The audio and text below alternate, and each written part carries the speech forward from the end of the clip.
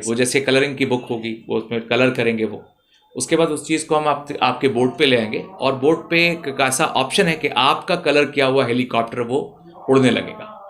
तो ये एक बहुत मज़ेदार चीज़ है। आप बच्चों को ये महसूस होगा जिसकी वजह से लगेगा कि वो कुछ कर रहे हैं, तो उनको दिख रहा है कि अपना बना हुआ हेलीकॉप्टर उड़ रहा है। बच्चे मदरसे में पढ़ते हैं तो वो मॉडर्न एजुकेशन से वो महरूम हैं, उनको वो पता नहीं है कि फ़िज़िक्स क्या है, केमिस्ट्री क्या है, बायोलॉजी क्या है। जो बच्चे स्कूलों में पढ़ते हैं उनके साथ ये प्रॉब्लम कि उनको दीन सीखने का मौका नहीं मिलता है, क्योंकि वही एज है जिसमें आप सब कुछ सीखते हैं। तो ये एक उसका सोल्यूशन है इस प्रॉब्लम का कि हमने दोनों चीज़ों को कंबाइन, और at the end of the day जो पढ़ने का जो मेन ऑब्जेक्टिव है कि आप एक कामयाब इंसान बनिए। आप जो आपने कहा कि क्या चीज़ें जो अलग करेगी आपके स्कूल को, वो ये होगा कि हमारे स्कूल में लैंग्वेज पे जो जिस पे पूरा एजुकेशन सिस्टम चलता है उस पर बहुत इंपॉर्टेंट, बहुत ही साइंटिफिक फोकस डाला जाएगा बचपन से। तो बच्चों को अगर हमने बैलेंस्ड एक अप्रोच नहीं सिखाया कि फैमिली का क्या इंपॉर्टेंस है, तो वही बच्चे बड़े होकर अपने बूढ़े माँ बाप को अपना बोझ समझते हुए किसी ओल्ड एज होम में डाल देते हैं। ऐसे भी किसी भी मज़हब की बात कर ली जाए तो माँ बाप का इम्पॉर्टेंस जो लाइफ में है वो कहीं ना कहीं मिस कर जाता है। एक लिंक है जो मिस कर जाती है, जिसकी वजह से एक समाज में जो एक उसका जो सोशल फैब्रिक है फैमिली का, वो टूटता हुआ नज़र आ रहा है। हम लोग चाहते हैं कि इस पर मेहनत की जाए, बच्चों को बचपन से इस बात पे ध्यान दिलाया जाए या उनको ट्रेन किया जाए इस तरह से कि वो उस लिंक को पहचाने समझें। एजुकेशनल जो नॉलेज पार्टनर है वो है Oxford University Press. School van की सुविधा होगी, हम door to door van service देंगे।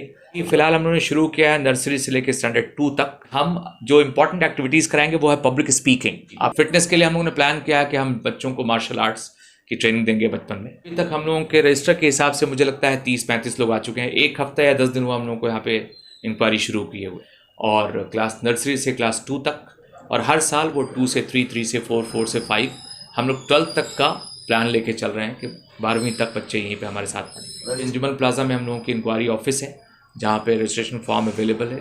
तो सारे सब्जेक्ट पे रट करके पढ़ने की आदत जो बच्चों की डाली गई है वो हम लोग यहाँ पे तोड़ेंगे। इस जिंक्स को ख़त्म। लर्निंग बाय डूइंग कहा जाता है, करके सीखने की अपॉर्चुनिटी हम प्रोवाइड करेंगे। एक टर्म है स्टेट ऑफ द आर्ट, यानी सबसे मॉडर्न या लेटेस्ट टेक्नोलॉजी का इस्तेमाल करेंगे हम लोग। जो क्लासरूम में स्मार्ट क्लासरूम का जो कॉन्सेप्ट है वो होगा। हमने इस बात पे फोकस किया कि हमारे साथ जो टीचर्स जुड़ेंगी वो सचमुच में टीचर्स होंगी। टीचर्स को 2 कैटेगरी में बांटते हैं हम लोग, teachers by chance and teachers by choice. तो बाय चांस का मतलब वैसे टीचर्स जिनको कुछ नहीं करने को मिला तो वो टीचर बन गए, और एक है कि उनका ये मन था कि वो टीचर बने और इस मिशन में जुड़ करके वो हम लोगों के साथ काम करें। नेशनल स्कूल को लॉन्च करने वाले हैं, क्या है ये ऑलिव इंटरनेशनल स्कूल और ये कैसे दूसरे स्कूल से डिफरेंट होगा? थैंक यू सो मच इस सवाल के लिए, बहुत अच्छा सवाल है ये। मैं अपनी बात एक शेर से शुरू करना चाहता हूँ। अल्लामा इक़बाल का बहुत मशहूर शेर है और बहुत ही मीनिंगफुल। वो कौम नहीं लायक़े हंगामे फ़रदा जिस कौम के तकदीर में इमरोज़ नहीं है। यानी अगर किसी कौम को फ्यूचर में कामयाब होना है, अगर कल आपका अपना हो, तो ये तभी पॉसिबल है जब आज आपका अपना हो। तो आपके प्रेजेंट का अच्छा होना, अपना होना, उस पर आपका कंट्रोल होना, इस बात की ज़मानत है कि आपका फ्यूचर भी आपका होगा। स्कूल लॉन्च करने के पीछे जो बेसिक रीज़न ये है कि मैं खुद पेशे से एक टीचर हूँ, पिछले 20-25 साल से इंग्लिश पढ़ा रहा हूँ, और मैंने ये महसूस किया, और सीनियर्स को पढ़ाता हूँ जो बच्चे डिफरेंट कॉम्पिटिटिव एग्ज़ाम्स की तैयारी करते हैं। तो ये मैंने महसूस किया है कि हिंदी मीडियम तो बात छोड़ दी जाए, इंग्लिश मीडियम के बच्चे भी ऐसे होते हैं जिनको इंग्लिश में भी प्रॉब्लम होती है, बहुत ही बेसिक नॉलेज की बेपनाह कमी होती है। इंग्लिश में उनका कम्युनिकेशन पुअर है, जिसकी वजह से वो लोग रिटन टेस्ट से लेकर के इंटरव्यू तक, जीडी और पर्सनल इंटरव्यू तक, उनको बहुत सारे प्रॉब्लम फेस करने पड़ते हैं। तो हमारा ऑब्जेक्टिव ये है कि हम बच्चों को बचपन से ही, शुरू से डे 1 से, हम उनके पर्सनालिटी पे, उनके लैंग्वेज पे मेहनत करें, ताकि क्योंकि जब बच्चा जिस लैंग्वेज में पढ़ाई कर रहा होगा उस लैंग्वेज का अगर उसको नॉलेज नहीं है तो जाहिर है उसका दूसरे सब्जेक्ट पे भी असर पड़ता है नेगेटिव। एग्जाम्पल के तौर पे अगर मैं फिज़िक्स पढ़ रहा हूँ, मैंने कोई लॉ ऑफ मोशन याद कर लिया इंग्लिश में, लेकिन मैं समझ नहीं पा रहा हूँ कि मैंने बोला क्या। इस वजह से बच्चों की दिलचस्पी भी कम होती है पढ़ाई करने में, क्योंकि वो जो कुछ पढ़ रहे हैं उनको समझ में नहीं आता है। और at the end of the day जो पढ़ने का जो मेन ऑब्जेक्टिव है कि आप एक कामयाब इंसान बनिए, आपको एक अच्छी नौकरी हासिल हो जाए, हर जगह एक छोटे से प्रॉब्लम का खमियाजा उनको ज़िंदगी भर भुगतना पड़ता है।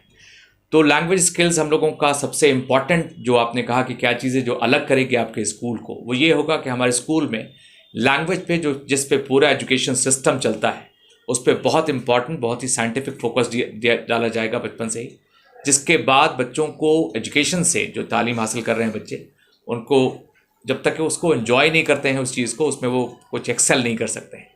तो एक्सेल करने के पीछे सबसे इम्पॉर्टेंट जो रीज़न है, फैक्टर है कि आप जिस काम को कर रहे हैं उसको आप एंजॉय करते हैं कि नहीं। और इस एजुकेशन को रिसीव करने में सबसे इम्पॉर्टेंट फैक्टर है कि आप कितना समझते हैं चीज़ों को, और ये समझदारी इस बात पर डिपेंड करती है कि आपकी लैंग्वेज कितनी अच्छी है। एक तो ये है इसका जवाब। और दूसरी बात ये कि मैं कहना चाहता हूँ कि हम लोगों को ये बात पता है कि एक इंसान कभी कभी कामयाब हो जाता है प्रोफेशनली, लेकिन वो एज एन इंडिविजुअल एक इंसान के तौर पे नाकाम हो जाता है। कभी वो अपने पेरेंट्स के साथ, कभी अपने स्पाउस के साथ, कभी अपने बच्चों के साथ इंसाफ नहीं कर पाता है। तो जो फैमिली वैल्यूज़ है इसकी भी सख्त कमी है। और ये वो दौर है जब स्कूल में बच्चे पढ़ रहे होते हैं, तो उसी दौर में ये तमाम चीज़ें वो सीखते हैं। तो बच्चों को अगर हमने बैलेंस्ड एक अप्रोच नहीं सिखाया कि फैमिली का क्या इंपॉर्टेंस है, एजुकेशन का क्या इंपॉर्टेंस है, आपके साथ जो लोग जुड़े हुए हैं समाज में उनका क्या आपके साथ रिश्ता होना चाहिए, तो वही बच्चे बड़े होकर अपने बूढ़े माँ बाप को अपना बोझ समझते हुए किसी ओल्ड एज होम में डाल देते हैं, जो कि आपके दीन से भी बिल्कुल टकराती हुई बात है। और ऐसे भी किसी भी मज़हब की बात कर ली जाए तो माँ बाप का इम्पॉर्टेंस जो लाइफ में है वो कहीं ना कहीं मिस कर जाता है, एक लिंक है जो मिस कर जाती है, और जिसकी वजह से एक समाज में जो एक उसका जो सोशल फैब्रिक है फैमिली का, वो टूटता हुआ नज़र आ रहा है।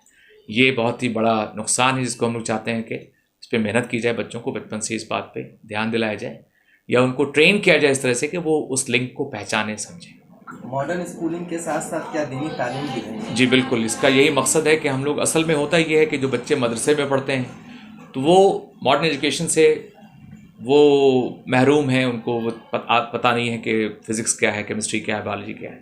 जो बच्चे स्कूलों में पढ़ते हैं उनके साथ ये प्रॉब्लम कि उनको दीन सीखने का मौका नहीं मिलता है, क्योंकि वही एज है जिसमें आप सब कुछ सीखते हैं। तो ये एक उसका सोल्यूशन है इस प्रॉब्लम का कि हमने दोनों चीज़ों को कंबाइन कर दिया है एक साथ, और उनके सिलेबस का हिस्सा होगा ये जो इस्लामियात, इस्लामिक स्टडीज़, या फिर मैंने संस्कृत भी एक ऑप्शन के तौर पे रखा। अगर जो लोग ऐसे भी हैं जो संस्कृत पढ़ना चाहते हैं और अपने जो रिलीजन के धार्मिक ग्रंथों को पढ़ना चाहते हैं, उनको भी ऑप्शन देंगे कि वो हमारे साथ जुड़ सकते हैं और एक बेहतर तरीके से एक अपने धर्म को समझें, अपने मज़हब को, अपने दीन को, और एक अच्छे और शानदार इंसान बने। आपके स्कूल का जो टाइप है वो सीबीएसई बोर्ड है या फिर जैक बोर्ड? जी, अभी पैटर्न हम लोगों का सीबीएसई बोर्ड का, अभी हम लोगों का एफिलिएशन तो क्लास 10-9 के बाद की ज़रूरत पड़ती है। फिलहाल अभी प्राइमरी सेक्शन में हम लोग हैं, जिसका झारखंड गवर्नमेंट के साथ हम लोगों का जो रजिस्ट्रेशन होता है वो काम प्रोसेस में, इंशाल्लाह 1-2 दिन के अंदर वो पेपर भी आपके सामने प्रेजेंट करें। कुछ ऐप वगैरह की बात हो रही थी? जी, मैंने कहा कि हम लोगों का एजुकेशनल जो नॉलेज पार्टनर है वो है ऑक्सफोर्ड यूनिवर्सिटी प्रेस। ये एक इंटरनेशनली अक्लेम्ड पब्लिकेशन कंपनी है ऑक्सफोर्ड यूनिवर्सिटी प्रेस। जो भी बच्चे पढ़ते हैं बचपन से ही ऑक्सफोर्ड डिक्शनरी का नाम सुना होगा आपने। तो इन्होंने, ऐसे सारे पब्लिकेशन कंपनीज एक काम कर रही है कि अभी जो हिंदुस्तान की सरकार का एक चेंज है NEP, नेशनल एजुकेशन पॉलिसी, और एक चीज़ है NCF-SE, national curriculum framework for school education. उसके तहत जो लेटेस्ट जो अप्रोच है बच्चों को, इनफैक्ट एक्टिविटी बेस्ड टीचिंग, उस तरह की किताबें हमारे साथ हैं। साथ में नॉलेज पार्टनर है, ये हमारे टीचर्स की ट्रेनिंग भी करते रहेंगे, बच्चों का असेसमेंट करेंगे, और हर गार्डियन को ये पता होगा कि वो बच्चा अब किस सब्जेक्ट में कहाँ पे प्रॉब्लम में है और उस प्रॉब्लम को उसको कैसे हम इम्प्रूव कर सकते हैं ताकि बच्चे। क्या आपके स्कूल में बस जी की भी सुविधा वगैरह? एग्जैक्टली, बिल्कुल, वैन की सुविधा होगी। हम door to door van service देंगे। आप रांची के किसी भी इलाके में रहते हैं, आप इस स्कूल में आ सकते हैं इत्मीनान के साथ। एज लिमिट क्या रहेगा? अभी फ़िलहाल हम लोगों ने शुरू किया है नर्सरी से लेकर स्टैंडर्ड 2 तक, यानी नर्सरी के जो बच्चे होंगे वो 3.5 से 4.5 साल तक के होंगे, और स्टैंडर्ड 2 में पढ़ने वाले बच्चे आमतौर पे 6.5 से 7.5 साल तक के बच्चे होते हैं। एडमिशन फ़ी की बात कर लें। एडमिशन फ़ी अभी हम लोगों ने जो प्लान किया है वो ये है कि एडमिशन फ़ी नर्सरी और KG में एडमिशन के वक्त 13,650 रुपये लगेगा, और इस फीस में स्कूल का ब्रोशर, स्कूल की books, stationery, bag, belt, badge, diary, I card, और 1 महीने की फ़ीस भी एडवांस है। एक्स्ट्रा क्वालिफिकेशन की बात कर लें जी, बच्चे के एक्स्ट्रा क्वालिफिकेशन। हाँ, एक्स्ट्रा किस क्या पूछा आपने? जैसे अलग से कोई प्रोसेस वगैरह भी जो किया जाता है? हाँ, extra curricular activities. Exactly, extra curricular activities में हमारे पास पूरे ये हमारा जो ब्रोशर है इसमें हम लोगों ने इसको मेंशन किया है स्पेशली कि हम जो इंपॉर्टेंट एक्टिविटीज़ कराएंगे वो है पब्लिक स्पीकिंग। आपको पता होगा कि कॉर्पोरेट जॉब के लिए आपको इंटरव्यू में आना होता है, पर्सनल इंटरव्यू है, ग्रुप डिस्कशन है, तो पब्लिक स्पीकिंग पे हम फोकस करेंगे, ये मेरा अपना सब्जेक्ट है इनफैक्ट। दूसरी चीज़ है कि बच्चों को करंट अफेयर्स का स्पेशल सेशंस दिया जाएगा, जिसमें पता चलेगा बच्चों को अपने सिलेबस से हटके कि दुनिया में और क्या चल रहा है। वो सिर्फ ये नहीं जानेंगे कि फ़िलिस्तीन और इजराइल के बीच एक कन्फ्लिक्ट है, बल्कि उसकी वजह भी समझेंगे बच्चे, उसको पढ़ें। हम ऐसा प्लान करेंगे, उसको पढ़ें। क्विजेज और जीके के थ्रू उनको हम इंटरेस्टेड रखेंगे इन एक्टिविटीज़ में, और साथ ही साथ जो इंडोर गेम्स हैं उसका भी उसका प्रोविज़न होगा। फिटनेस के लिए हम लोगों ने प्लान किया है कि हम बच्चों को मार्शल आर्ट्स की ट्रेनिंग देंगे बचपन में, और वो फिटनेस का ये होगा। और साथ साथ कुछ एक्सकर्शन जो एजुकेशनल टूर्स होते हैं, रांची में इसको कहा जाता है सिटी ऑफ फॉल्स, तो फॉल्स तो बच्चे जाएंगे ही जाएंगे, हम लोग अपने साथ उनको ले जाएंगे, और फॉल्स को सिर्फ घूमने के लिए नहीं बल्कि उसको समझने के लिए जाएंगे कि फॉल होता क्या है, इसके पीछे का पूरा मैकेनिज्म क्या है नेचर का, ये कौन सा फिनोमेनन के तहत ये फॉल्स बनते हैं। जैसे कि इसको आप लॉन्च कर रहे हैं तो पहले से कुछ प्लान है, कुछ मतलब इंक्वायरीज है आपके पास? जी बिल्कुल, रोज़ ही हम लोगों ने जब से इंक्वायरी ऑफिस अपनी शुरू की है, रोज़ गार्जियंस आ रहे हैं, फॉर्म्स भी ले जा रहे हैं। बहुत कितने लोग अभी तक हम लोगों के रजिस्टर के हिसाब से मुझे लगता है 30-35 लोग आ चुके हैं। एक हफ्ता या 10 दिन हुआ हम लोगों को यहाँ पे इंक्वायरी शुरू किए हुए। पहला सेशन कब से स्टार्ट हो रहा है? एडमिशन की लास्ट डेट अप्रैल 2024 में हम लोग अपना क्लास शुरू करेंगे पढ़ाना, जो कि इंग्लिश मीडियम स्कूल्स में आमतौर पे इसी महीने में सेशन शुरू होता है, और क्लास नर्सरी से क्लास 2 तक, और हर साल वो 2 से 3, 3 से 4, 4 से 5, हम लोग 12 तक का प्लान लेके चल रहे हैं कि 12वीं तक बच्चे यहीं पे हमारे साथ पढ़ें। रजिस्ट्रेशन फॉर्म्स कहाँ पे? रजिस्ट्रेशन फॉर्म अभी अंजुमन प्लाजा में हम लोगों की इंक्वायरी ऑफिस है, जहाँ पे रजिस्ट्रेशन फॉर्म अवेलेबल है। आके आप इस फॉर्म को, क्या चार्जेस होगा? रजिस्ट्रेशन फॉर्म की कीमत 100 रुपये है। इसमें ओबीसी से पार्ट से जो बच्चे आते हैं उनके लिए क्या सुविधा रहेगी? जो थोड़ा फाइनेंशियली वीक बच्चे हैं, तो एक तो गवर्नमेंट की पॉलिसी है RT, राइट टू एजुकेशन, जिसके तहत कुछ बच्चों कुछ परसेंटेज है 25% के आसपास जो फ्री पढ़ाएंगे।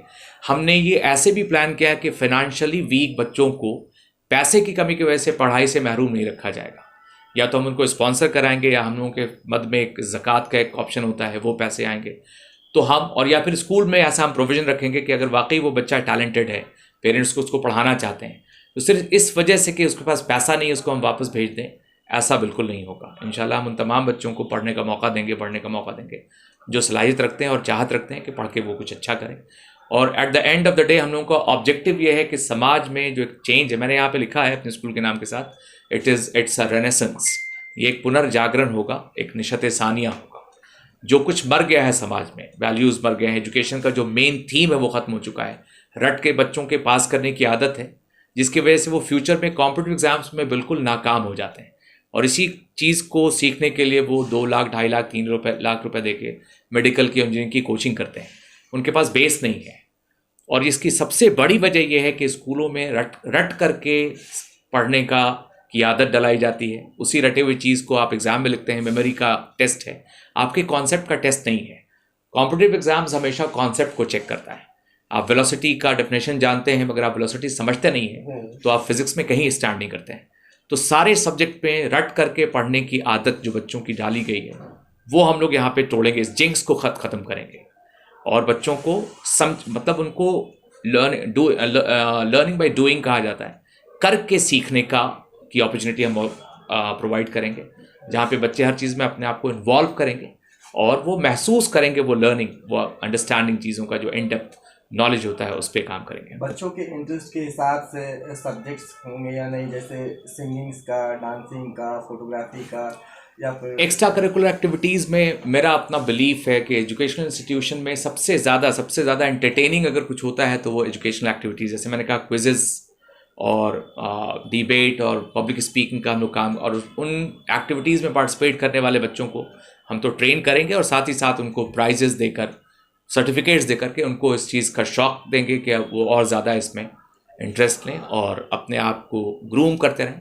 ताकि स्कूल के अगर एनवायरनमेंट की बात करें, जी एजुकेशनल एनवायरनमेंट काफ़ी मायने रखता है। आप किस तरह की चीज़ें होंगी, आप क्लासरूम कैसा होगा या किस तरह से क्लासेस चलेंगे? बिल्कुल, एक टर्म है स्टेट ऑफ द आर्ट, यानी सबसे मॉडर्न या लेटेस्ट टेक्नोलॉजी का इस्तेमाल करेंगे हम लोग। जो क्लासरूम में स्मार्ट क्लासरूम का जो कॉन्सेप्ट है वो होगा।